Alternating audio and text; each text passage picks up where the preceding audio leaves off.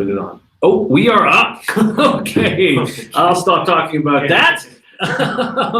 What up? So we're having some technical difficulties with our TriCasters. We are using a old school format here. With a hangout. But we are live and in person, and it is Monday, September 17th. Man, this was a wild weekend. Pete, I used to take weekends to regroup, to get my shit together. And you should. Now I had 32 bets on Saturday college football, and I was flying high until I lost my last 4. Still had a nice positive day, but lost a couple by a half point, some by 1 point. And I know the mistakes that I was making on some of my losses. I really think with this great group of cappers in the chat, that we're going to continue to succeed in college football. Overall, it was a good enough weekend, but stressful. And I'm coming in Monday, exhausted instead of refreshed. But I'm ready to work. I'm ready to get down to work. I'm desperately trying to find the link here so that I can see all the comments. Yeah, Jimmy the Bag. I of course, I'm tracking all your records, and unless I made a mistake here, you're up a nice bunch of units in college football. Is that wrong? No, that's right. And it would have been even bigger. I mean, I was 19-9.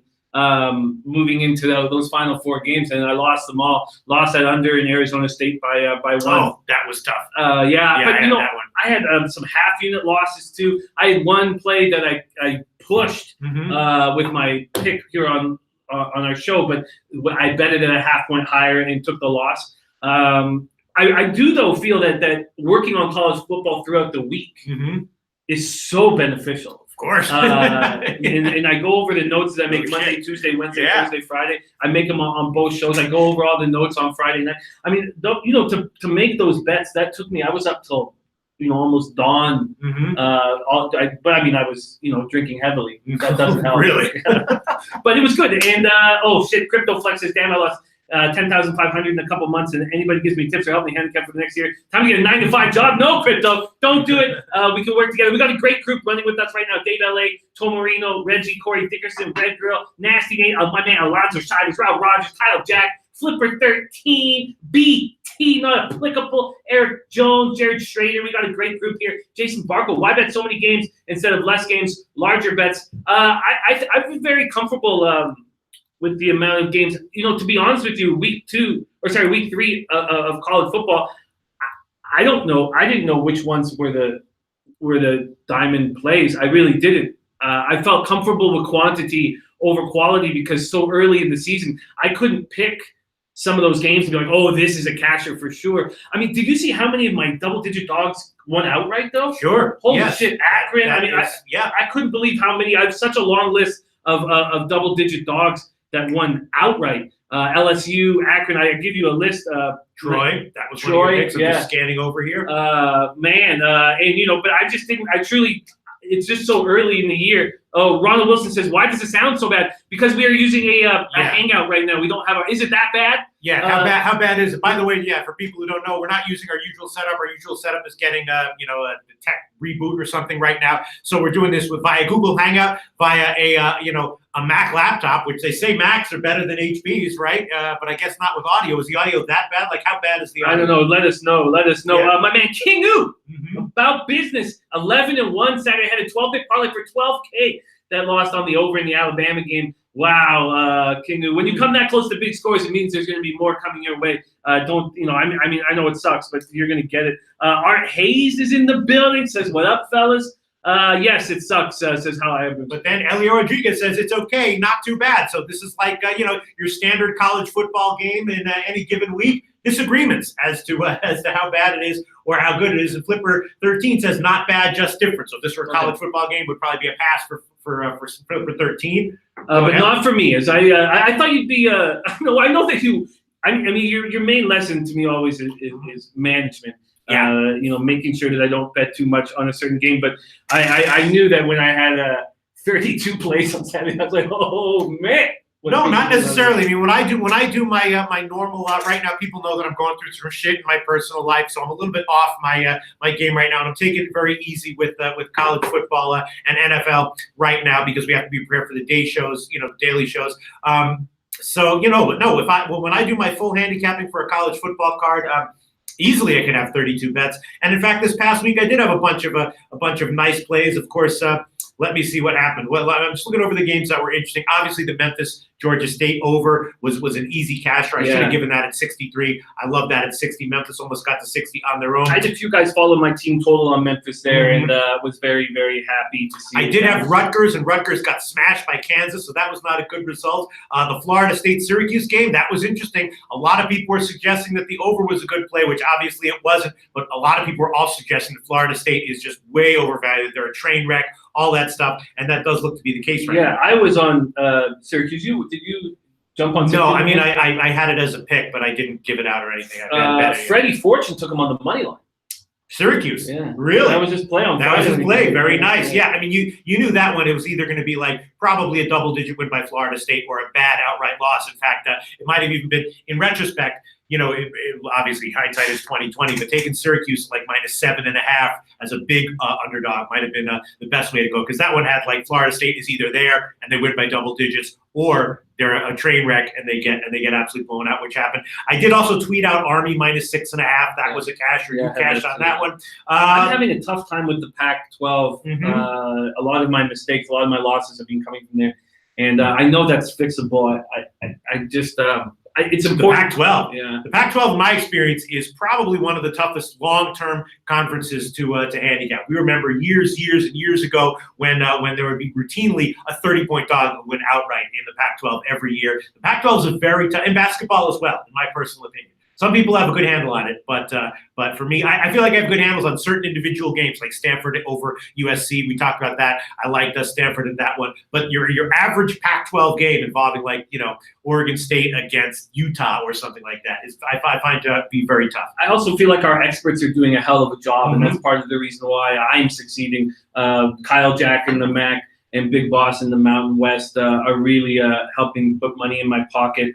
Rob Rogers making a great point here on MLB today about LeBlanc versus Houston. I'm looking forward to getting to that. We'll definitely get to that one. And also, we can't put because the TriCasters know we can't put our records up. I wouldn't mind knowing where we are at in college. I don't have it right here. I think you're up about 4 or 5 units in college football overall, Jim. Yeah, and in NFL, you are up, but up the usual half unit, which for me is fine. For you is probably not good enough, but for me that'd be fine. But I believe you're up like a half unit in NFL and up about 4 or 5 units in college football. I'm doing poorly in NFL, so to be up a half unit does give me a lot of hope for moving forward. But let's keep. And you do have two picks going tonight. Yeah, I just want to go over college football. Vanderbilt, Notre Dame. Again, this is a pick that I bet that one, and I talked about it when I previewed it with in the pre-snap reads show. I was like, this one has under written all over it. You wound up making that a play on the under. That was a casher. Very nice. BYU, Wisconsin. That one was one of my big plays, and that one was close, but it went under. Very nice. What a play! What a spot for BYU to smash them in the mouth.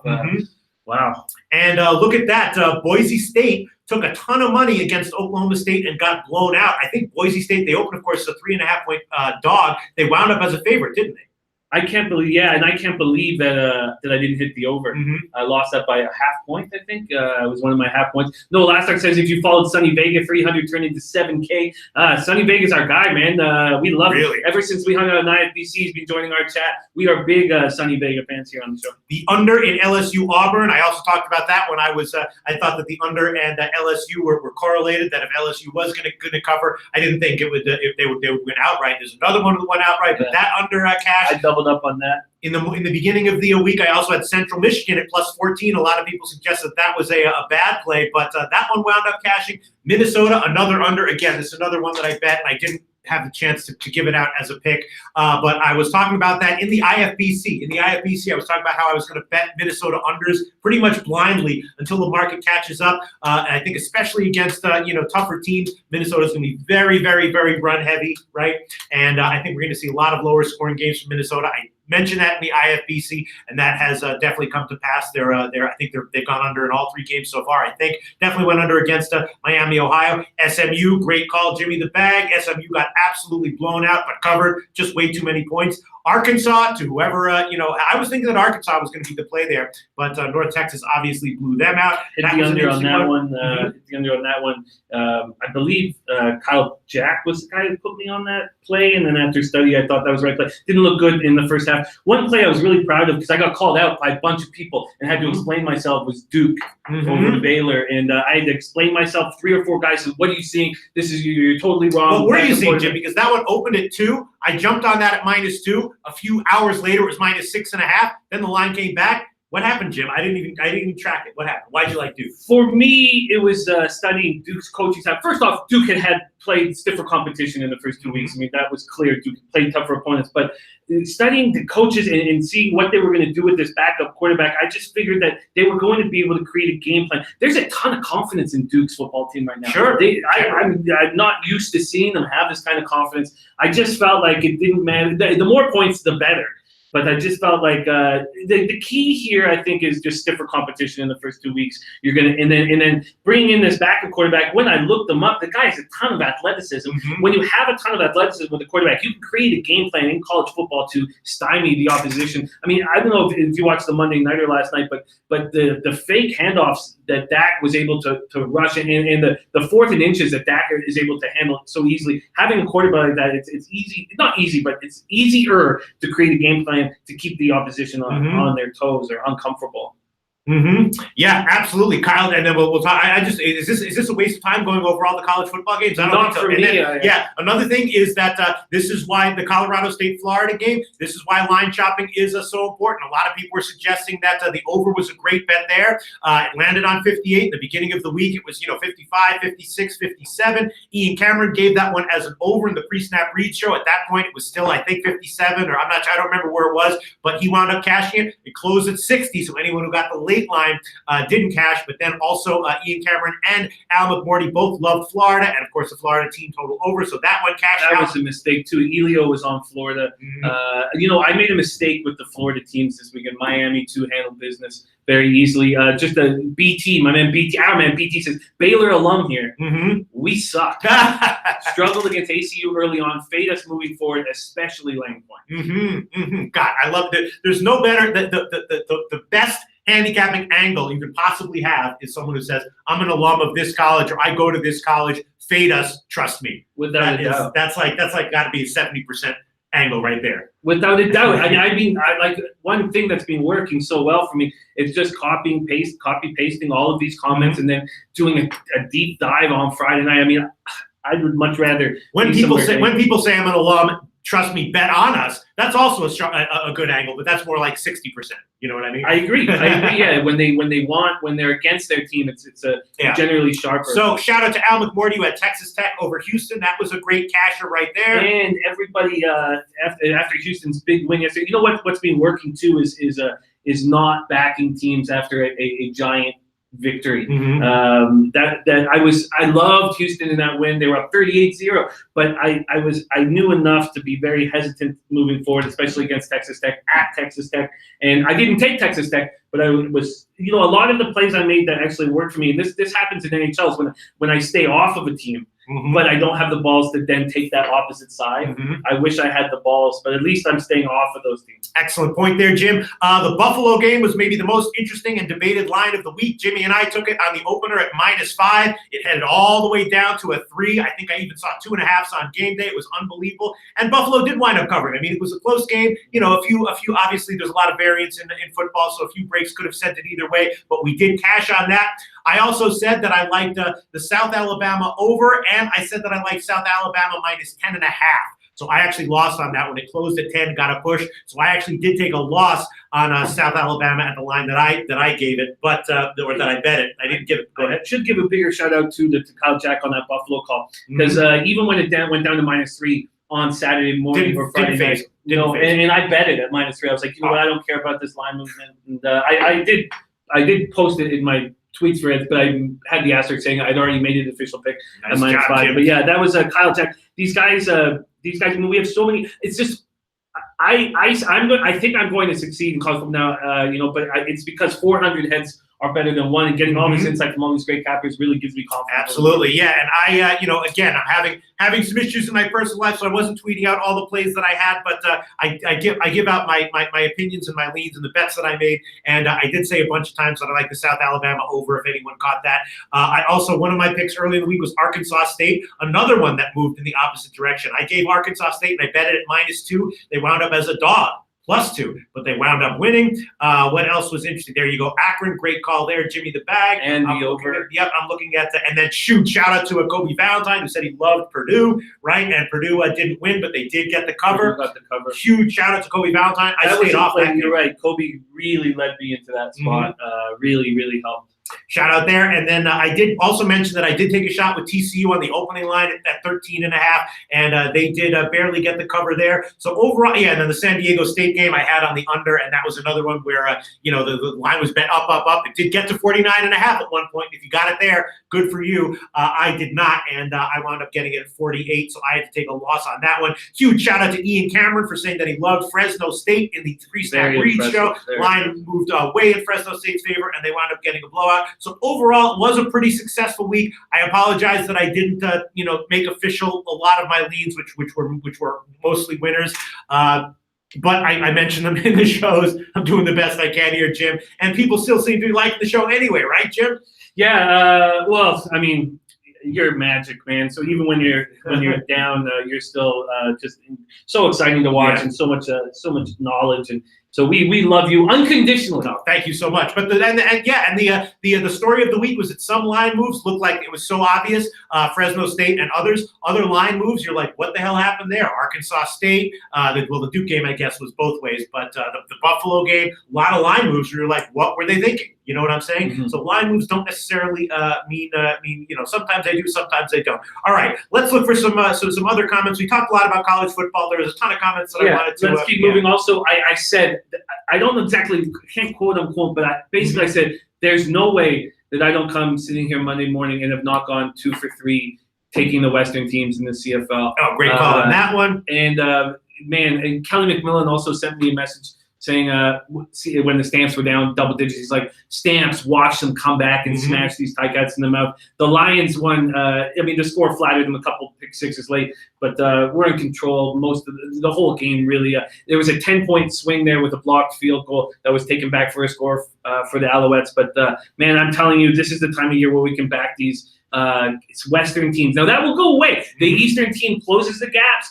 That's what they do every year, especially with the cuts. And taking people, the cuts now, we've taken a bunch, and mostly the Eastern teams have taken a bunch of the NFL cuts, brought them back up, and then take some time to get into the rhythm. Absolutely. All right. So we do have to get into baseball. I'll tell you what I just did, Jim, because I'm sure there's a lot of great handicapping comments from the comments that are on now. I just copied and pasted the entire comment section into, I don't know if that's going to help, but I'm sure there's a lot of great handicapping comments that will disappear by the time we get to college football. But I just want to get to just a couple of comments, and then we'll get to MLB. Can I just mention one thing quickly? Both BT and then backed by Brooke Jordan, saying if you're into smaller schools, North Texas is money. So that is a first thing that I've copied and pasted here. Absolutely. All right. So some other comments. Huge shout out to Al Hard. You didn't have to remind me of this. Al Hard says, what did I tell you beat Friday? Not till we take the White Sox under that it was going over. You're absolutely right, Al Hard. On Friday, I was just like, I was a total mess, and I had to give a birthday play. I did bet that one. In the end, it was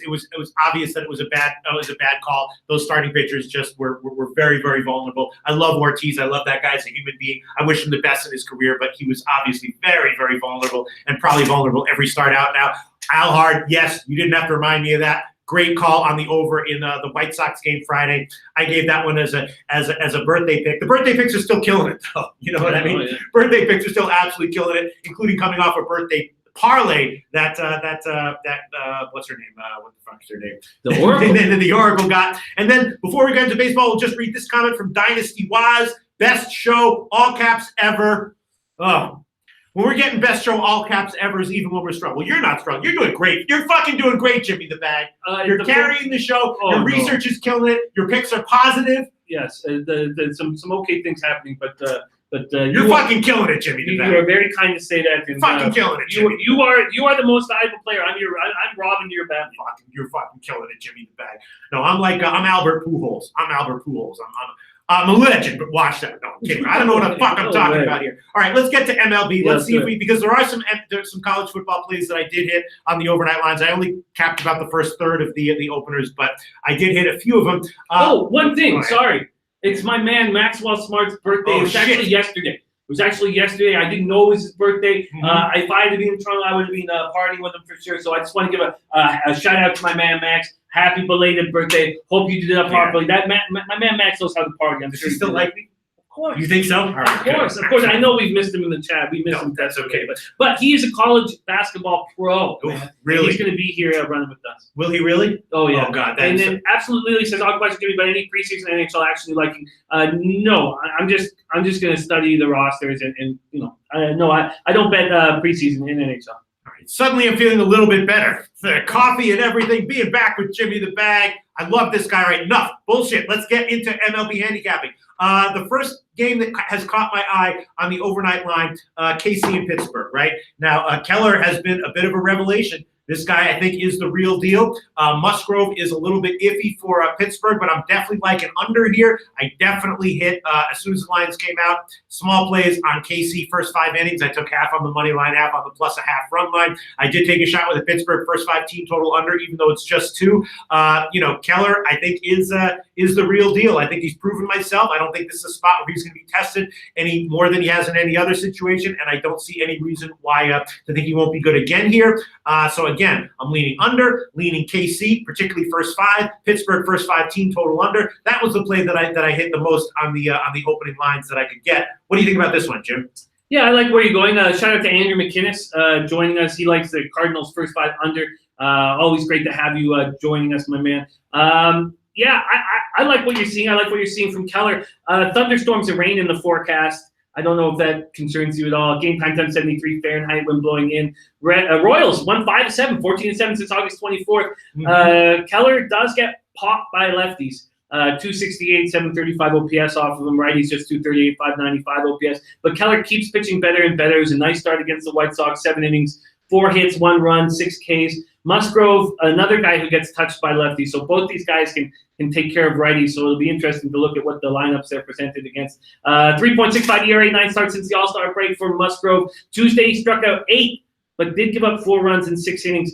You're right. I guess I do trust, and these guys have almost identical, these teams have almost identical averages against righties. 252, 718 OPS, 255, 722 OPS. I do think that Musgrove is more vulnerable here than Keller. Yeah. But I'm uncomfortable. I'm uncomfortable with the thunderstorms and the rain. I think that some of these games, there's still some remnants of Florence that's going to hurt these if we do believe too much in these starting pitchers. Don't count me out. Don't count me out. I know some people are thinking that. Don't count me out yet. I'll let you know. I'll let you know when you can count me out. Andy Marek says, "That Jimmy the Bag. I emailed you my full UFC 2. Did he? I looked. I mean, it was. So how do we want to handle this? Should we give his picks out? I had another winner in UFC, by the way, which is nice. The Arlovsky fight went the distance, which is nice. I did have we can talk about the Triple G fight, which was a loser because I said it has Triple G by decision written all over, which is plus 200, and then of course could have gone either way. We have to figure out how we want to handle Andy Marek's. You know what? This is going up on the website. His article. Oh.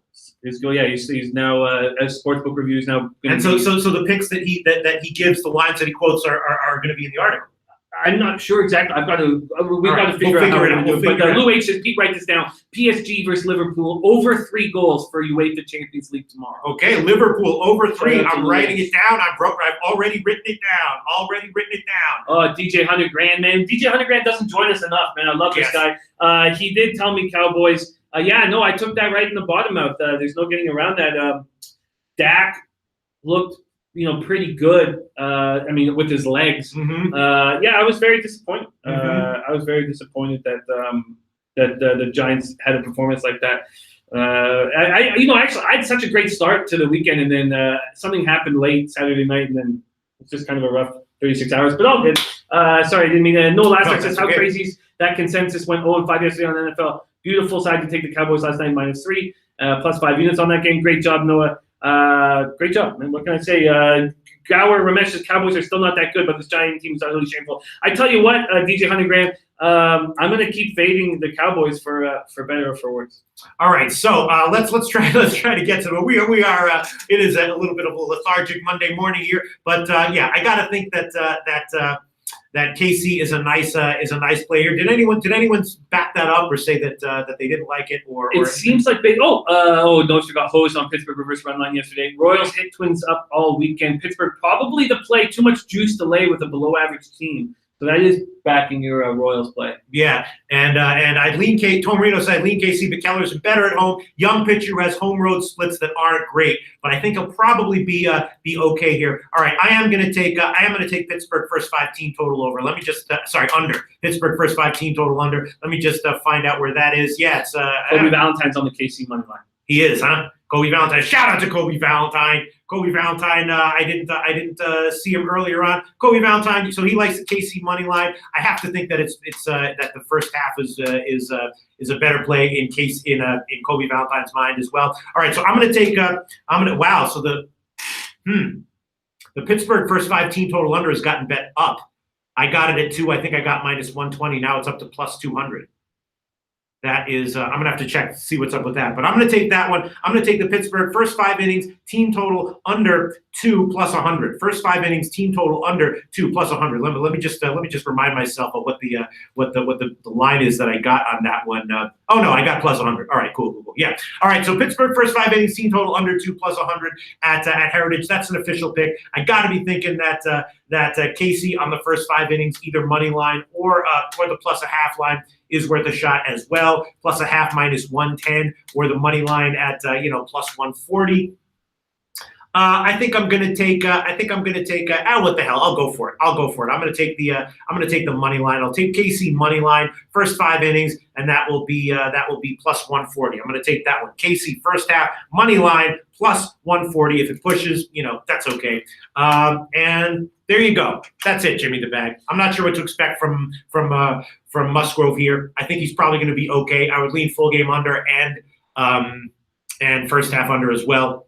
And maybe I'll give that. Thomas says I lean under, but teams are hitting 60 points higher against Keller on the road. Neither team has seen these pitchers cold weather in Pittsburgh. Our man Rashad Sutton, first day out to Slammer. Oh, very nice. Welcome Congratulations. Back. Welcome back, my man. Let's get you some cash. Mm-hmm. Let's get you some cash moving forward. All right, what else are you interested in? Because I've capped all these games pretty deep, but I've not made a move yet. Yeah, I did take the under 8 on this one as well. It's now down to 7.5, which is nice to see. I'd be leaning KC +1 or -1. Again, these are evening games, so we can review the lineups when they come out.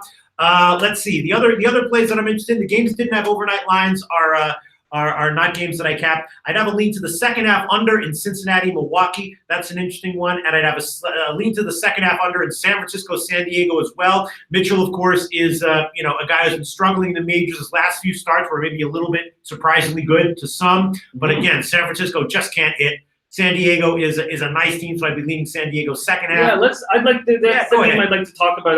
I guess if we're about to make moves on certain teams, the Padres are a move I wouldn't mind making a move. I'd also like to make a move on the Nationals as well. But let's talk about this Padres spot, because Mitchell has looked really good after coming off of the DL with that elbow issue, and we know this Giants team can't hit. Suarez has had an okay, small sample size, but okay run against these Padres, which surprises me because righties hit 284 with an 842 OPS off of them, and all of the Padres' big bats are from the right-handed side. That to me makes me think that he should get touched here. Mitchell has looked very good, but let me break down Suarez a little bit more. That's okay. Third start of the season against the Padres, and he's looked good. He's 0-0, 2.13 ERA. This is his first start at Petco Park, but he's terrible on the road, and righties smash him. So that to me just says Padres. Mitchell's looked very good. Again, he's got a problem with the righties. I mean, you don't even want to look at his numbers; they're so atrocious. But they could change since it's coming September 3rd. He's coming off the deal. Righties hit 338 with a 955 OPS off him.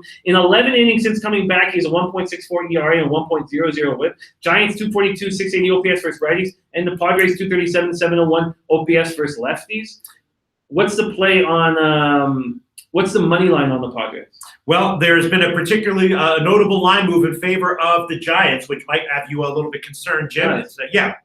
And same with Kobe. Says huge line move in that San Diego game. That's me off of it. Yeah, I'm definitely going to take the second half under here. 3.5 -130. San Francisco, San Diego, second half under 3.5 -130. That's going to be one play that I will take. I'm also looking at the Cubs on the second half. We'll talk about the Wade LeBlanc game. I hope we still have the comment from the guy because what's Wade LeBlanc going to do against Houston? That's very interesting. Any picks you want to give, Jim? I'm interested in the Astros. I do want to make sure that the lineup is strong. I mean, all these games start at 7 o'clock Eastern time or later, so no pressure. Yeah, and I'm not going to make no picks. But let's talk about this national spot. I feel like now that the pressure is sort of off them, that they are capable of going against the run. I also feel like the Major League Baseball's figured out Trevor Richards' changeup. He's looked completely different in the last little bit. Let's see, he's so the last 7 starts, 0-4, 6.68 ERA. Everybody knows that the changeup's what he's going to try to get you out with. Everybody knows that. Righties hit 284 with an 863 OPS off him. That number's climbed. He does get lefties out pretty well. He pitched 6 scoreless innings last time he faced the Nationals, but I just feel like they've seen him. They're going to be able to hit him now. Fedde also is looking much better, coming off his best start of the season. Did only go 5 2/3, but he also gets hit hard. Righties 304, 855 OPS. I like the Nationals here, but I'm not sure exactly how to handle this situation. Minus 150. I guess I would have to take him on some sort of a first 5 half run or run line situation. I like the Nationals here. What do you think? Basically, I feel exactly the way you do. I want to take the Nationals here, but I'm not exactly sure. I'm thinking that the Nats might be a little bit of a trap. In general, I don't like taking obvious road favorites at Miami, at certain parks, at Miami, at Petco. I don't like taking obvious, Miami and San Diego as a home dog in this range makes me feel sort of similar. It's not that I'm automatically not going to take it. It just makes me nervous. And Pittsburgh would be the same way. But I agree with you, Jim. Don Ricci also just tripling up Mets money line, Mets team total, and over full game. Why don't we talk about this Mets spot? Sure, go ahead. Arrieta. Before we do that, let me just add on a Cubs second half minus 119. We can talk about that game a little bit later as well. But again, my 4 official picks so far: Pittsburgh first half team total under 2 plus 100. KC first half money line plus 140. San Francisco, San Diego second half under 3.5 minus 130, and the Cubs second half minus 119. Those are 4 official plays. Go for it, Jim. Wheeler versus Arrieta. Wheeler's being lights out. Mets are 10-5 in September. They've taken 10 of 16 games against the Phillies this season. Phillies 6.5 games back in the division, 5 games back in the wild card race. Wheeler, man, look at these numbers. Righties have a 555 OPS off him. He's just getting them all out. Yeah. Wheeler 3-1, 3.10 ERA in 9 starts against the Phillies. Did give up 3 runs in 4 2/3 on July 9th, but that would seem like the turning point in his season. Wheeler's 9-1 with a 1.67 ERA in his last 11 starts. Opponents hitting just 192. What a start against the light-hitting Marlins, but man, 8 scoreless. He only had 89 pitches. They probably, if he had won, I'm sure he could have talked himself into finishing that game. Arrieta does not look very good, but he has looked good against the Mets in 2 starts against them this year. 1 earned run and just 13 1/3. Now Arrieta has the old 1.5 team total for the first 5 innings. Should Arrieta be hanging a 1.5? I mean, how feeble is this Mets lineup? Not that feeble. No, I mean they're hitting. They're hitting. I mean, when you look at the lineup, you're like, man, that's a feeble lineup. But they're hitting. And Tom Reno says Arrieta isn't in good form. Mets are playing like a playoff team. They've been undervalued for 2 weeks. Red Girl says I did a video. Just listen to what I have to say. I'll put it out later. Okay, very nice. Everyone just listen. Everyone's like, what? You put up a video? Whatever. And Red Girl's like, just listen. Okay, everyone calm down. Just listen. Right? Everyone stop spazzing out. Okay, and just listen. We will, Red Girl. Absolutely. Oh, yeah. Wow. Look at Drew Daddy. He thinks a 29-year-old's a cougar. Look at that. Drew Daddy says, man, life is good. I am feeling great. Taking the Bears -4 team total over for the Bears. I've got the team total over here. I also have the full game over. I missed the boat. Cup of Sun. Yo, dudes, missed you guys. Oh, wow. Huge shout out to Cup of Sun. We're trying to keep a brisk pace here in MLB, but huge shout out to Cup of Sun. Everyone liking the Mets. Sonny Vega, Mets. Dynasty Wise, Mets. Rashad Sutton, Mets first 5. Everyone, Rashad Sutton, Mets 10-5 this month. Dave L.A., I don't trust Mets bullpen. I agree. Don Ricci, Mets as predicted having their Mets best month, which isn't saying much. Elio Rodriguez says, yes. Elio Rodriguez says Mets are the value.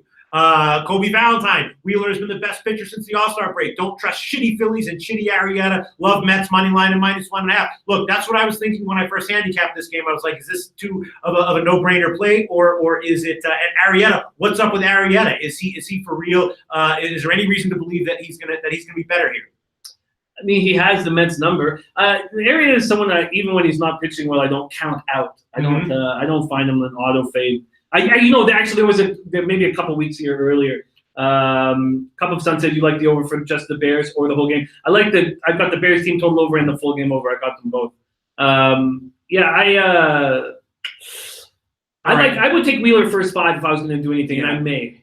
This is trappy, but I can't not do it at just minus 125. I'm going to take the Mets first 5 innings, team total over 1.5 minus 125. You know, if Arrieta holds them to 5 innings, 1 run or less, which is entirely possible. I see this all the time on like a lazy Monday against a not that great hitting team. Some pitchers have been really struggling, pitches way better than expected. If this was 2, I wouldn't take it, but 1.5 minus 125. I'm going to take a shot with it. Maybe I'll pull it in the afternoon show because I do expect that line to go up. But I'm going to take right now Mets first 5, team total over 1.5 minus 125. That's at Heritage. Go ahead. Well, if they hit that over, they're going to win the first 5. You would think. One would think. Line has been moving in Philly's favor, which is very, very telling. Is that because they think that Wheeler's going to get touched a little, or because Arrieta's going to be better? I think Arrieta's going to be better. That's my guess. So I'm not going to make a move yet, but I'm definitely leaning. And yet, the total has gotten bet up. So if the market is thinking that it's not because they think Wheeler's going to get touched, because Arrieta is going to be pitching better, then you would expect the total to be headed down. And yet, the total's gotten bet up. So that must not be the case. They must think Wheeler's going to get touched off that gorgeous start. And yet, the first 5 innings has actually gotten bet down. So, it just maybe the second half over might be a great play, which I was thinking about as well, which is 3.5 plus 110. All right, it's an interesting game. Let's keep rolling. I know we need to keep a brisk pace, but Kingu about businesses, how giving a shout out to our man Q Peso saying, how is Lobagalin doing? She's the angel of this show. We were basically all there for a break. Man, you said it perfect. She is the angel of our show, and we have just incredible amount of love for sweet Lobagalin. Definitely. She's such a cutie pie, man. You see the picture? I did see one picture of her. It was adorable. I did see it. And I'm not even on Twitter that much. It meant that the universe meant that I should see that picture. And I did see it. And she's adorable. Yes, and I think I liked it. Gas Station Susie says Wheeler will go deep, maybe 8 innings. Kobe Valentine says Mets win 7-3. Red Girl likes Wheeler strikeouts over 6.5. And let me see. There was another comment here. And Raul Rogers says Arrieta 18 strikeouts in the last 12 innings. So Arrieta, despite giving up home runs, is continuing to get strikeouts. Though. Yeah, I'm going to spend a little more time in that game. I'm certainly close to pulling the trigger on the Mets first 5, but I'm going to take a little more time on that game. Twins going to another bullpen day up against Zimmerman. God, what are you going to get from Zimmerman? Moya's okay. Lefties don't hit him. That's the reason why he's in the bullpen. Righties do hit him. Zimmerman 7-7, 4.17 ERA, 1.22 WHIP. He gets hit by both lefties and righties. Gave up 3 homers in 5 innings during his last start on Tuesday. Zimmerman hasn't pitched more than 6 innings in his last 6 outings. Given up 10 homers in those 6 outings. Bad numbers against Minnesota in his career. One has only started against the Twins this season though. Just 2 unearned runs and 6 1/3. Tigers are hitting 236 with a 669 OPS versus righties. They can't touch righties, and Twins hit righties pretty well. Do you have any thoughts on this spot? No, there was no overnight line, so I didn't look at it. You want to talk about the Seattle game? LeBlanc, is he gonna be? I mean, LeBlanc is probably the most interesting starting pitcher in all of baseball, at least shortlist for the top 5. How's he doing it? How long is it going to continue? This is not the easiest assignment for LeBlanc. I'd be tempted to take a shot with the Houston first 5 team total over. But, Houston has not, as we know, they've been a lot less effective offensively at home than on the road. And LeBlanc has just been a master of mirrors or whatever he's been doing. It continues to be effective, right? He gets hit hard once in a while, but for the most part, continues to deliver nice starts, doesn't he? I don't know what kind of sprinkled fairy dust that he has and puts on. I don't get it. I just don't get it when I watch him. But the Astros are playing well. They don't have they don't create a lot of offense at home. Just 42 and 33 for a 94 and 55 ball club. Astros won 12-14 this month. LeBlanc, lefties 254, 720 OPS off of them, and this is a team that smashes lefties. 1-1 with a 1.13 ERA over his last 4 starts. I mean, the guy, he's just pitching great. Yeah. So, what was the opinion that we saw? The handicapping opinion early in the show. It was just that he was going to get touched because the Astros smashed him. 1-1 with an 8.31 ERA against him. 1-1 with a 6.32 ERA over 9 career appearances against him. And Valdez looks very, very good. Lefties have barely touched him. I mean, very small sample size, but 158, 543 OPS. Made his debut against Seattle. Looked good there. 1 unearned run in 4 1/3 of relief. Mariners hit lefties 256, 713, but Astros smashed lefties 276, 805. Elio Rodriguez says it's smoke and mirrors, but it works. He's not the only one who has the smoke and mirrors thing that works. Ivan Nova was one guy who was like that. Let's see, what else do we have here? Oh, Q Peso, one guy. What happened? It says all is well with Lobagolin. She's sleeping in her swing. Got the low bag show coming through on my Bluetooth, so I can only imagine her dreaming about reverse line movement. Yes, absolutely. And for Christ's sake, Q Peso, as soon as she can talk, teach her about parlays. You know what I'm saying? Teach her about the treachery of parlays. I'd hate to see Lobagolin have a great edge and then ruin it all by overbetting with parlays and just ruining it. You know what I'm saying? Man, I love that family. Yeah, absolutely. Lobagolin might be like the next red girl. Well, I think I love the way Kingu put it. She's the angel of our show. Absolutely. All right, so let's here you go. Nostra Tota, Mariners lineup at top has been solid. Interested to see who they insert at the bottom tonight. Nostra Tota, what do you think? Is LeBlanc going to get hit? Because I'm an inch away from pulling the trigger on Houston first 5-team total over. Yeah, I can understand that. I am as well. Why don't we give them some time to write in and we keep rolling through these games? Okay, yeah, go ahead. Cardinals, Braves, nice pitching matchup. Michaelis versus Fulton-Avich. Clearly moving the Cardinals to a six-man rotation has helped Michaelis. Game time 85 Fahrenheit. Wind blowing out to left field. The Braves are just 38 and 36 at home. They've lost 12 of their last 16 at home. Michaelis looks good. Righties, 199, 515 OPS off. He's just taking care of righties. Now we have to look at the Braves lineup because they do have some dangerous left-handed bats. He's allowed 1 run in 7 innings in his most recent start against Pittsburgh. Right when we thought he might be slipping. Another guy, Fultz, just righties don't hit off him. 587 OPS, but 260 average. Lefties, 186 batting average, but 618 OPS. God, Fultz having a great season. Coming off a nasty 1-run, 7K complete game. 2-2 with a 7.13 lifetime ERA against these Cards. So the Cards do hit them. Similar batting averages for both teams against righties. What are you thinking here? Do you have any? The Cards game? Yeah. That's a very tough one, and as of right now, it's a pass. I didn't have any opinion on the overnight line. I have no opinion as of right now. Slightly to the over, despite the starters, although the line's gotten bet down. Slightly into the second half over as well. Nostra saying LeBlanc is a definite fade candidate, but line's a little steep for Valdez, though. Right. Yes, but that's why I was thinking about Houston. Oh, wow. Look at this. This is what makes our show special. Georgia born. Okay. I work at the Atlanta Airport. Oh, there you go. There you go. St. Louis didn't get in until 3 in the morning. They should be tired. Now, you do have to be a little bit careful about stuff like that. Whenever people are like, there's a flu going around and stuff like that. That is great information to have. Incredible. Yeah. Shout out to Georgia born. Yes. Yes, they should be tired. Yeah. Man, Atlanta might be the play here. Although the line has gone about 5 cents in St. Louis's favor. Well, I bet you that's just people who don't know they came in at 3 and are looking at how bad Atlanta's been at home. Definitely. Huge shout out to Georgia born. Wow. Yes.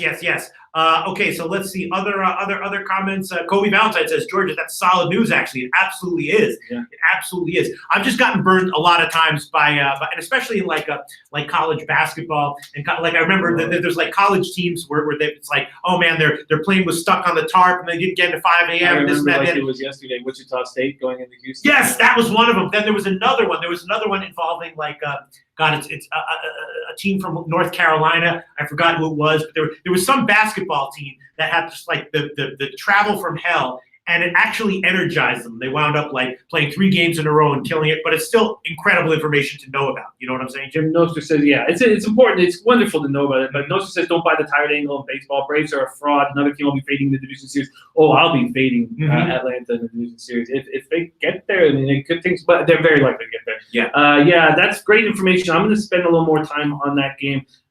Let's keep rolling. Reds, Brewers, DeSclafani, Wade, Miley. Miley continues to do it. He continues to pitch at a very high level. Wind blowing in sideways at 6 miles per hour. Brewers have won 11 of 16 against the Reds this year. They seem to have their number. DeSclafani gets hit hard by lefties. 277, 901 OPS. Righties hit him at 250 average, but with no power. So all the power against him comes from lefties. DeSclafani's allowed 9 runs total over his last 2 outings. 8 2/3, he has 6.84 ERA. And has a 6.84 ERA over his last 5 starts. He's not looking very good right now, but he's looked okay. 1-2, 4.05 ERA, 3 starts at Miller Park. Miley though, exceptional. 220. Sorry. I'm sorry. That guy and Hawk Anon says Michigan. I think it was Michigan in college basketball. I actually think it was Michigan in college basketball. They had some horrible travel situation. and it energizes them. And then you're remembering, oh, these aren't like these are college kids. These are 19-year-olds. John Roy remembers the two Michigan Big Ten tournaments. That's right. That's what it was. They had like a horrible thing, and then you remember, oh yeah, that's right. 19-year-olds. If you put them in quicksand, they climb out of it, and then they climb Mount Everest, and you're like, yes, that's right. That's what it was. But that was just one example, one of multiple examples. Anyway, Nostra says the Reds might be the best bet on the card. Mm-hmm. Wow. The Reds. But Anthony Hunt says take Brewers first 5 and the over. Nostra says Reds might be the best bet on the card. Let me see what those are. Yeah, what the line is on that one. Yeah, as a big underdog. And if you like the Reds, definitely you're going to be liking them on the -1 and the -1 line or -1.5 line, plus 285. Interesting. Interesting. I love getting that information from Nostra. I mean, I wasn't about to hammer a move on the Brewers right just now, but Miley's just looked so good day in and day out, and I expected that to stop at some point, and it just hasn't. Wow, Nostra likes Cincinnati. Jordan Winsdor says, if there's one thing I'm sure of in this life, it's that the Twins will win today. That's an interesting comment. I did not have a chance to look at that line because there was no overnight line, but Jordan Winsdor, to put it mildly, has had a chance to look at that line. Well, where's Jordan? Yeah, Jordan Windsor says, if there's one thing I'm sure of in this life, it's that the Twins will win today. So understatement of the month is Jordan Windsor has looked into this game. Despite the fact that there was no overnight line, Jordan Windsor has found time to look in this game. I don't remember that name, Jordan Windsor. I'll remember it now. And likes Minnesota here. I again, no overnight line, so I didn't have a chance to look at it, but that's certainly an interesting comment. Let's see. We can talk about the Colorado game later on in the evening show. show. Kobe backing Nostra, saying very much like these Reds as well. Too much juice from Miley. Yeah. Dave Ellis says Reds have been overusing their bullpen. Brewers team total over and run line. So Dave LA on the other side. Jay Stasher liking Georgia to win it all. A lot of people jumping all over Alabama because they've looked so good. Nostra saying he's a crafty pitcher, but he's not a guy you like juice with. Prone to get touched. Talking about Miley there. Wow, I love what Jordan said about the Twins. That's very interesting for my afternoon study. Had a chance to look into that game. This guy Jordan Windsor. All right, you know what I'm gonna do? Wade LeBlanc. It's very impressive. But this is, he's going on the road now. I know people are saying that is Houston still banged up? Is Bregman hurt? No, Bregman's a monster. No, right. Who's Bregman is a monster. First third baseman with 30 homers, 50 doubles. He went 1 for 7 in the weekend series, or at least, I don't know, 1 for 7 in some amount of time in this past couple days. 1 for 7, but 5 walks and a hit by pitch. Yeah. Oh, no, sorry, I didn't mean Bregman. I meant Springer. So Bregman's on base percentage going 1 for 7 was .556. Yeah, I didn't mean Bregman. I meant Springer. Sorry, and Correa. Yeah, I mean, let's. Are they slumping a little bit, this team? Well, they've won 12 of 14, but their offense just seems to go away at home for whatever reason. Yeah, it does. It does. All right, I'm gonna take Houston first 5 team total over, even though LeBlanc has been so great. First 5 team total over 2.5 -115. I'm gonna take a shot on LeBlanc to get hit. I understand why people would say no, Pete, don't do it, but I'm gonna take a shot with that one. All right, Jim. What did you take? Houston first 5 team total over 2.5 -115 to hit LeBlanc. I know that's kind of ballsy, right? No. I like it. I don't trust LeBlanc. Nostra Toda and Kobe Valentine liking Cincinnati as a big underdog. The reports are that St. Louis is the team that got in late, right? St. Louis is the team that got in? Right. Reports are that St. Louis got in super late. They might be tired, maybe take a shot with Atlanta. Jordan Windsor says he's more sure that Minnesota wins this game tonight with Moya starting than anything else in life. Including anything else in life. There's been interesting line movement in Philly's favor in the game against Wheeler. The first 5 innings total has gotten bet down, but the full game total has gotten bet up. I took a shot with a good start by Keller. Jimmy the Bag is leaning Washington, but not quite ready to pull the trigger. So it's certainly an interesting card here. I've made a bunch of official plays. Again, I'm taking the Cubs second half -119. Corbin is awesome.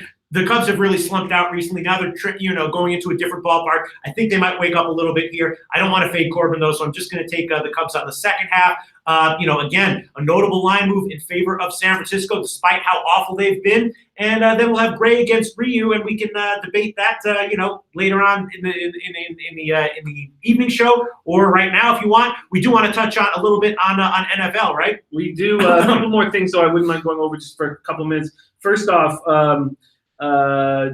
Nino says, what's the OPS for lefties against lefties for Seattle? How did I just go off of it? It is here it is. It is 256 with a 713 OPS. Nolly Knows saying, Jimmy, you take that Vanderbilt under. Nolly Knows was so sharp and so helpful. Yes. God, he put money in my pocket, and I thank you very, very much. Yes, and I will be listening clearly for any insights you have this coming week. Nolly Knows, respect. There's some games I'm interested in now. The Rays are playing such good baseball. Now, they just had 3 straight bullpen days in a row, but Glasnow should be able to give them some innings here up against Adrian Sampson. I did make a mistake just buying too much into that terrible bullpen play that Adrian Sampson. He does get a lot of movement. He is an interesting pitcher, probably can have a career in Major League Baseball. Game time 88 Fahrenheit, wind blowing in. Rays now have won 11 of 14. They've outscored their opponents 79-47. Glasnow 0-4, but a 4.70 ERA, 1.02 WHIP, and those numbers are high because of that terrible start he had in Toronto. He's allowed 2 runs or fewer in 5 of his 8 starts since the trade. Lefties just 199 with a 632 OPS off of him. Righties 229 with 719 OPS off him. A big thing he says that was I think I'm going to take. Colby says Glasnow finally going to win for Tampa Bay. I do think I'm going to take. He says there's some pretty humid places, so it's going to be very hot here in Texas. Although I have 88 Fahrenheit, that must be wrong. That's got to be wrong. I don't know. I'll have to double check. But he said there's some pretty humid places I pitched in this year, and I think once you're out there, it's not really a factor. I like pitching in really hot places. You loosen up quicker, and I'm pretty comfortable with it. That's an important thing when you're in Texas. Yeah, I mean, there are definitely some pitchers, we've seen this historically, who are particularly negatively affected by hot weather or cold weather. Obviously, indoors, Tim Wakefield, for one, was a guy who used to just kill it indoors, and so I think it's person specific, And we have some people who follow teams and pitchers very closely who are onto that with certain individual pitchers. But look at this comment from King Uabi about business. My take on life right now: I put this show on around any woman I'm dating. If she doesn't like it, then she can't come home and meet mama, and she isn't the one for me. Low bag show or nothing. Shout out to King Uabi about business, man. I wish I could just go up to the universe and say, this is my list of people I want good luck for. I'd write them all down. These are their YouTube names, by the way. Not their real names. I don't know their real names, but this is their YouTube names. These are the people you need to give good luck to. I wish I could do that. Every friggin' person in this show would be on that list in this comment section. Every friggin' person. Drew Daddy going golf and see you guys in the afternoon. Very nice. Much love, Drew Daddy. Good luck out there.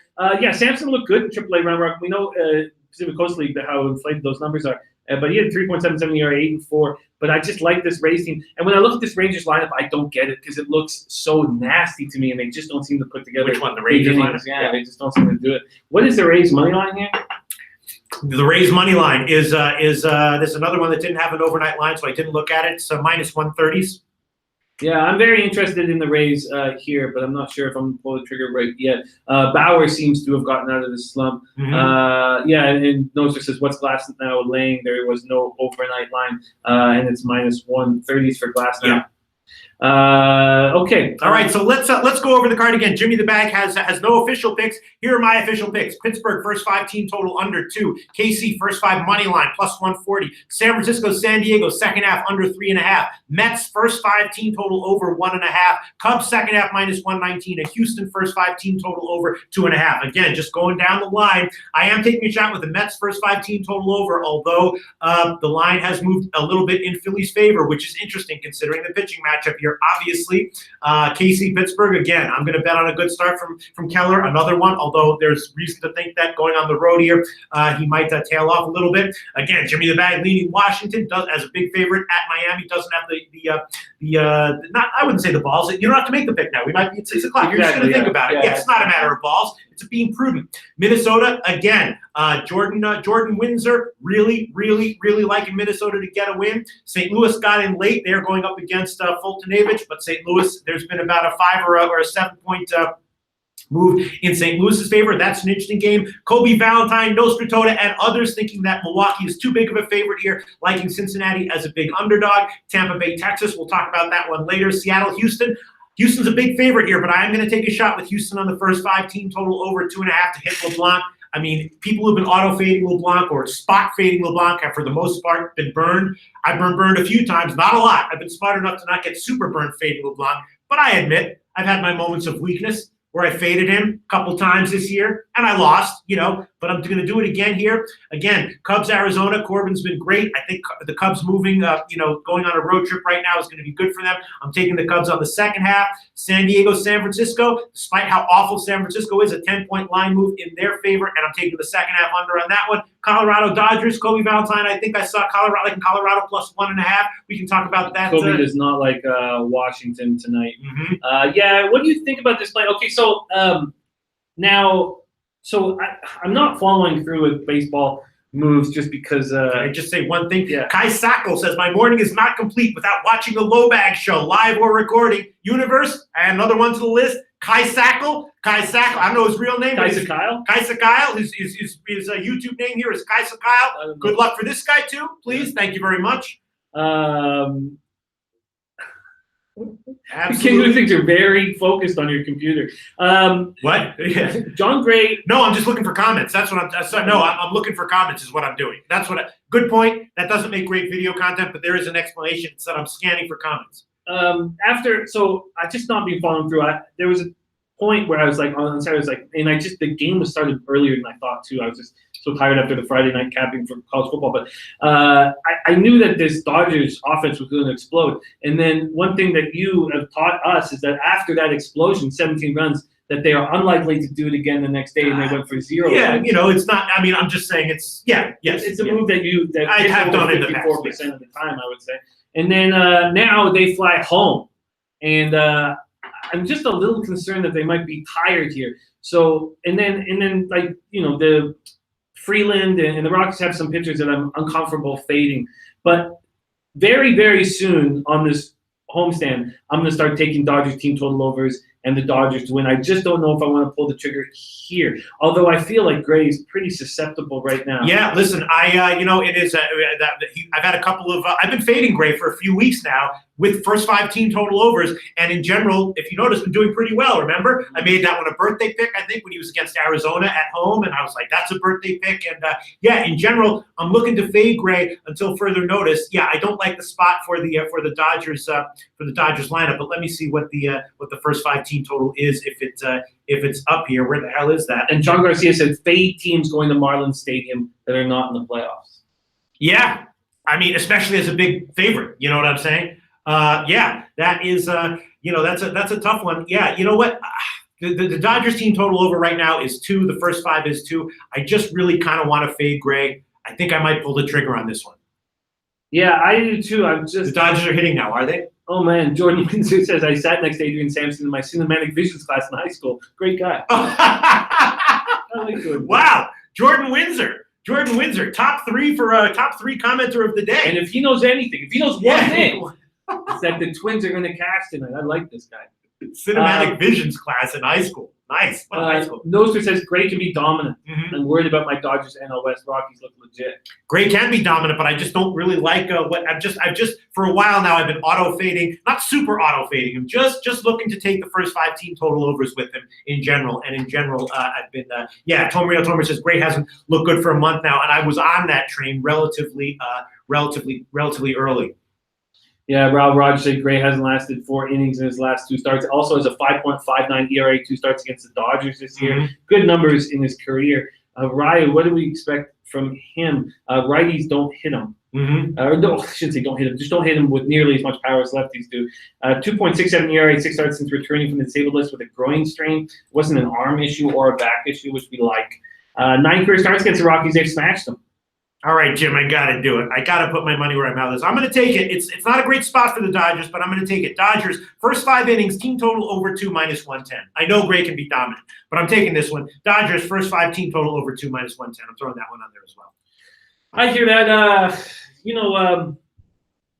This has been a horrifying year for me in MLB, but don't sweat it, Jim. You don't have to make any picks right now. I'm not going to make any picks right now, but actually, I'm getting better lines here at Pinnacle. All right, I'm going to take the Dodgers first 5 team total over 2 minus 107. Dodgers first 5 team total over 2 minus 107, and the Houston line was actually I didn't check Pinnacle 2.5 minus 106. I'm not going to take the Heritage line minus 115. The Houston line 2.5 minus 106. R2D2 joining us says sorry I'm late. Never need to apologize to us. No, of course we love you, man. Yes. Says Rockies money line. Rockies money line. Okay. All right. That was a good comment by John Garcia too about teams going into Miami who are in the playoff race. Yeah, I mean Miami it's one of those. It's you're going all the way down to Miami. It's a spacious stadium. You know what I mean? It can be a little bit weird. Usually Miami doesn't have a tough team, so you're not like jacked up to play them, and it can just be a lethargic place where like either big offenses go to slug, to slumber a little bit, or good teams go down to not necessarily lose but to be overvalued. It's one of those. Kind of ballparks.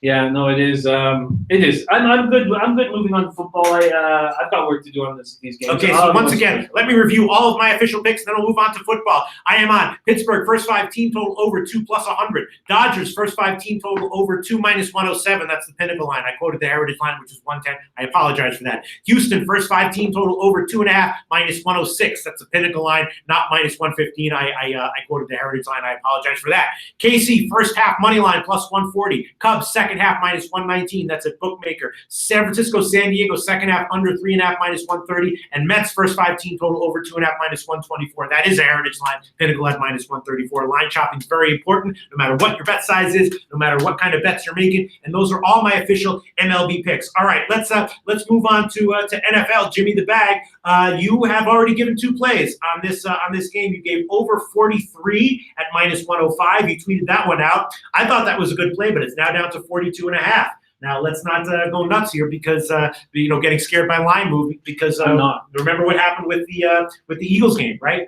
I of course I'd prefer to have a better line. Yeah. I'm not scared. You know what? The Bengals game. Sorry, the Bengals game. Yeah, right. I'm not scared. This Seahawks defense has holes, and in the Seahawks offense, even with Baldwin out, we know what Russell does. He just makes something out of nothing. Mm-hmm. I expect Rashawn Penny to have a better game. I know that Bears defense is nasty, but Penny had such a horrifyingly terrible first game of his NFL career. I expect him to do a little bit better, even against this incredible defense. I'm in love with this defense. Who is Trubisky? I'm just concerned that with Baldwin out now, that Seattle might try to run a lot here. You know what I'm saying? They didn't have a lot of success in their first game, and I'm just running the ball. And I'm just concerned that now with Baldwin out, it's going to be a run heavy. I'll tell you something about Russell Wilson. Mm-hmm. I've watched him so closely his whole career. Just like Tom Brady, Russell Wilson makes average receivers and under average receivers look better than they are. That's great, and you've been watching it with your own eyes. And yes. I just know he does it. That's just something he does. I've watched his whole career. So Baldwin's out of the lineup. Doesn't mean as much as other people might think. I don't think so. Not to me. This guy, now, there's no question the Bears have the type of defense to smash Seattle. This guy is just fucking magic. Yeah. He runs for his life. Right. He'll be running for his life all over the field. This is going to be such a fun football game to watch. Great quarterbacks are like that. Aaron Rodgers, Tom Brady, when you really have a quarterback who can do what you're saying, Jim, those kinds of injuries mean less. Bitch Tits, new commenter says, did they finally get Loshak a new computer? Did they finally get Loshak a new computer? No, I got Loshak a new computer. Universe, another one to add here. I don't know his real name, but on YouTube, his YouTube name is Bitch Tits. Let's get this guy some good luck in real life as well. I don't know what his real name in life is. This is certainly an interesting first comment, but he's on the list as well. Thank you so much, Universe. Bitch Tits, did they finally get Loshak a new computer? No, I finally got Loshak a new computer. 12 gigs of RAM, does what I needed to do, and that is great. I like Bitch Tits. Hell yeah. Some about him. Marco Lou says, I see a very ugly game. It will be like a 9-3 game. Mm-hmm. I just think that this Seahawks defense has too many holes for that to happen. If you look around at the people who aren't there, Sherman, Chancellor, Averill, Bennett, and already, KJ Wright working his way back from knee surgery. I don't know if he's been given the go. This is just a team dealing with so many injuries. There's so many key players that are out of the lineup. I to be honest, I don't think Baldwin is as huge of a loss. I think that the Bears team total over. I mean, obviously we can come back here and not sure. feel good about the spot, but I feel like there's so many holes in this Seahawks defense until they figure out the Thomas situation. That will continue to be the play, and so the team total over 23.5. I think that Seattle, that Russell Wilson will be able to make enough plays. And I think that Penny can, I also think that Penny is going to have to do stuff. I think that running backs are going to have to catch passes. I think that's going to have to be a key. I think play action and look for the. Now, I mean, this is a very tough defense to do anything against. But I think that Penny has to be able to take care of business. And Carson looked good in that week 1. I think they're both going to have to be ready to catch out of the backfield. Maybe this is also a game to think about player props. I'm thinking that the Seahawks defensive strength is is in the middle, right? Their weakness is on the outside. So maybe take some player props overs with the Bears are going to take shots downfield. Allen Robinson, Taylor Gabriel, those kinds of guys. Yards over, something like that. Receptions over. They might take a shot downfield to Allen Robinson, and that will. What's going on? What? Sprout. Oh, they're talking. Okay. Maybe player props would be the best way to take this game. It's interesting that the market does still seem to be a little bit uncertain as far as the side. It's 4.5 most places, but Bookmaker is down at 4. The Greek is up at 5. So 2 sharp books there. Taking an opinion, Bookmaker leaning Seattle at just 4, the Greek leaning Chicago at -5. I mean, it just seems like with all the massive injury, reports for Seattle, that everyone and their mom's going to be on Chicago, right? And that happened when that line got up to 5. I mean, I saw 5.5 at Bet365. When I saw that, I was like, God, Seahawks are going to play immediately. Mm-hmm. It's so funny how 2.5 points will change you like that. A huge mistake by me, huge mistake was not taking the Raiders at +6.5. I watched a team that I think is below average in the Seahawks come close to beating the Broncos, and I should have realized that the Rams made the Raiders look bad. The 6.5 was too many points. You know what? I made a ton of mistakes in the NFL this weekend. There was a ton of spots that we figured out as a group that I just, for whatever reason, didn't follow through on it. Really, a lot of opinions coming in on the Seahawks. Look at this. Scotty Rock Forever, Seahawks +4.5. A lot of opinions on Seahawks in the under. Big Ragu likes the under. So Sana talks about how the Seahawks are 3-0 at Soldier Field under Carroll, and they're great in primetime games. That's true. That doesn't necessarily mean that that this is going to be another one of those situations. But R2D2 Finland, I'm on the under on Bears Seahawks and Seahawks +4.5. Marco Lou on the Seahawks money line. Marco Lou sees a sloppy, low-scoring game. Rostradamus says Wilson didn't run for shit versus Denver. Wasn't even looking to run. Concerning. I mean, God, it's tough. But you're right. I still think that he doesn't want to put himself in vulnerable positions early in the season. I'm sure that's something that Carroll has told him about.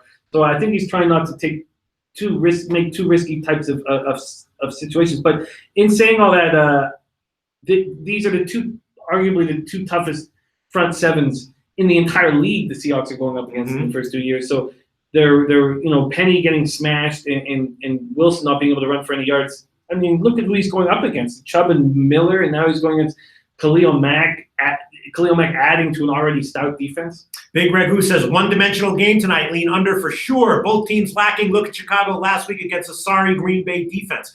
A lot of people liking the unders, except for Dave L.A. This game's going over. Give me Seahawks money line and team total over. So Dave L.A. Likes the game going over, but despite liking that, still likes the Seahawks. It seems like the people who are liking the under are correlating the Seahawks with the under, and the people liking the over are liking the Bears, except for Dave L.A., who likes the over and the Seahawks money line. And Kyle Jack is passing on this one pregame. He's going to be looking at it for in-play. Not Apple says the Bears' deep offense can't find the holes.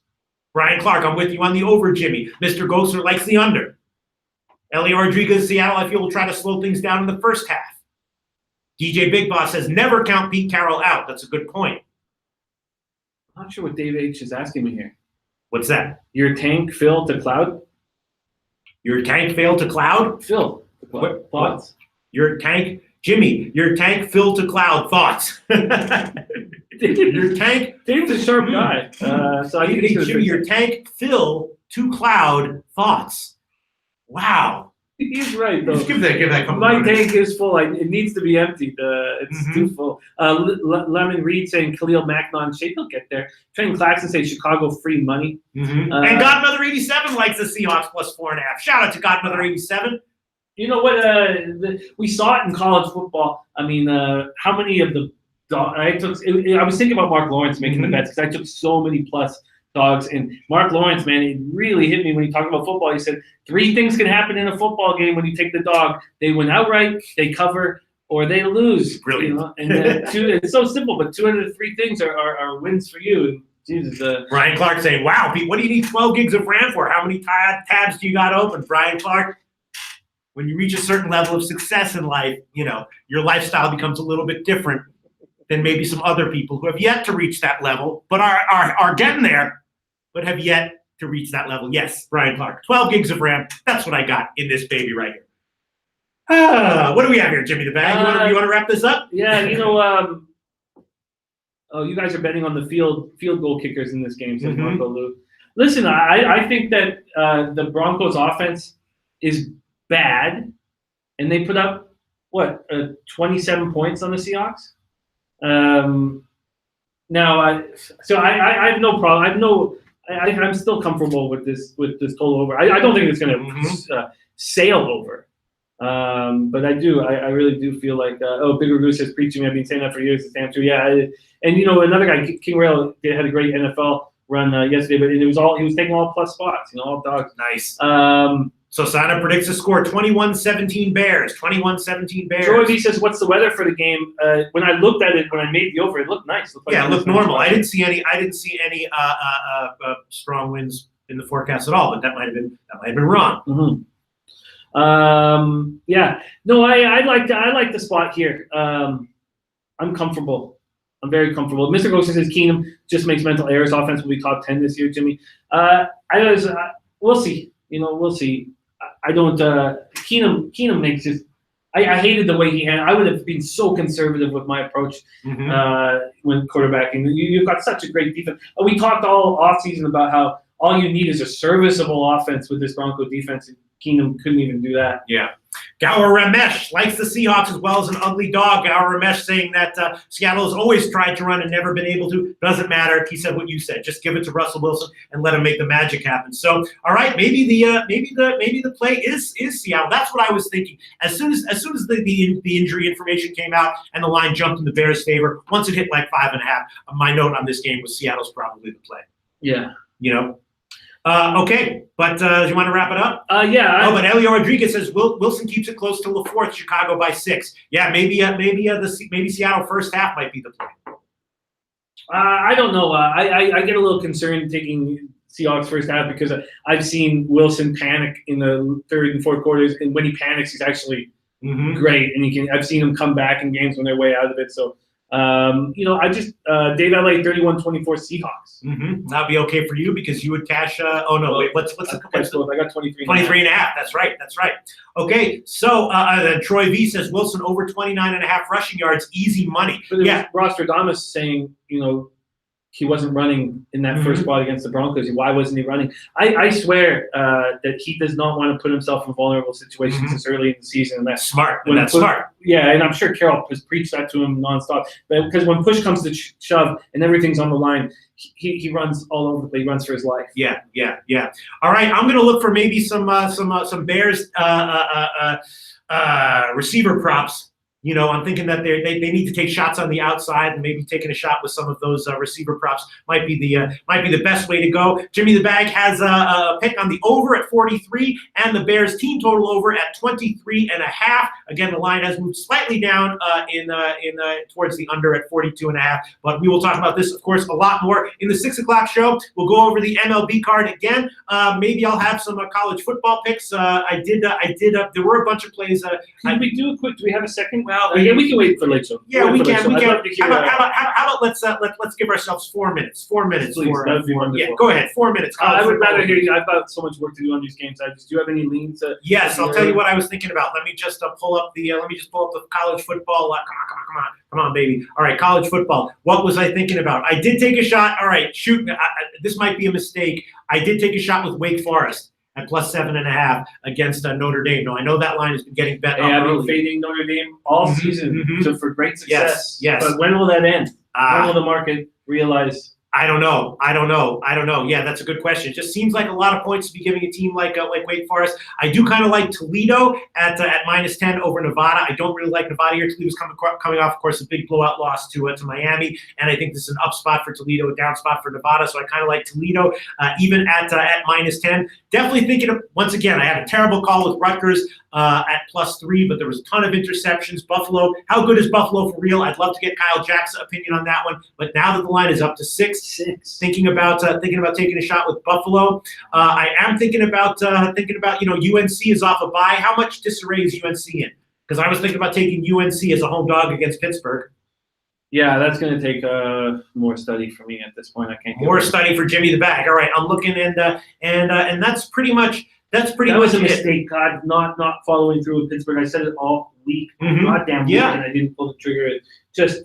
There's gonna be things that you say all week and pull the trigger on, and don't break your way. But I'd say in general, you definitely want to trust your leans. Yeah, and I also think that, and I also took a shot with Ohio against Cincinnati. I think Cincinnati might. The question is just how overmatched is Ohio going to be here? I think they're probably more likely than not going to play a competitive game. That line is down to an 8 or 8.5. So those are my leans so far. Ohio, Wake Forest. I don't like the early line move in favor of Notre Dame, but that's one of my leans. My leans are Ohio. Also, John Roy backing your Wake Forest play, saying to get their top receiver back from suspension. Leaning Ohio, leaning Wake Forest, definitely leaning Toledo -10. Thinking about leaning Rutgers at +6, and thinking about leaning North Carolina at 4.5. But I definitely have to look into that one a little bit more. And then the Georgia-Missouri game. I mean, the question is just how friggin' awesome is Georgia? Because if they're really that awesome, 14 points is nothing. You know what I mean? Early, late, they should pull away. Might be a 31-20 type game where it just sneaks under the line, but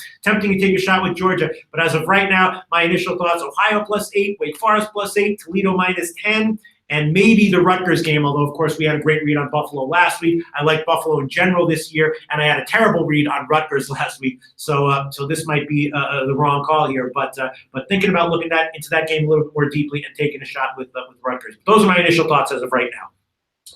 That's it. That's all I got. Yeah, no, a lot of that makes a lot of sense. Let's talk about some of the teams we're really impressed with. Iowa State looked better than I expected them to. TCU, I thought, played really well. Now they're going into Texas. Big Shot Rob. Big Shot Rob 007 says, "Where the hose at? It's a fucking sausage fest." Thank you, Big Shot Universe. Big Shot Rob. There's another one. Let's get this guy some good luck. I've never seen this comment before. This poster name before. I don't know his real name, but his YouTube name here, Big Shot Rob 007. Thanks very much. Add him to the list, Universe. Thank you very much. You're just going into handicapping circles that are all women. Respect. I love who you run with. Respect. Arizona State +17.5 in Washington. Wow, a lot of points. But UTEP played Tennessee much better. I think some of these teams that are just god awful in the beginning of the season will improve with good coaching, and UTEP seems to have turned a bit of a corner, so I'm interested in them at home against Mexico State, but obviously it's going to take more time. All right. Memphis, another giant favorite against South Alabama. SMU +7 against Navy. A lot of very interesting games that we're going to hammer this week. Definitely, and maybe even in the evening show. We'll be back at 6 o'clock where we'll review the MLB card once again. We'll talk more about the Bears-Seattle game, and we'll talk a little bit more college football. Hopefully we'll have some more research on. We'll see you at 6 o'clock Eastern time. Thanks so much, everyone.